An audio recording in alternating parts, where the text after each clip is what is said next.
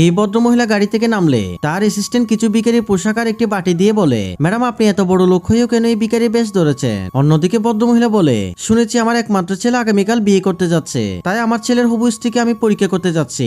এটা বলে সে চলে যায়। একটু পর বাসে এসে কাঁদতে কাঁদতে তার ছেলেকে ডাক দিলে ছেলেটি তার মাকে বলে, মা তোমার এই অবস্থা হয়েছে কেন, আর তুমি ভিখারি পোশাক পরে আছো কেন?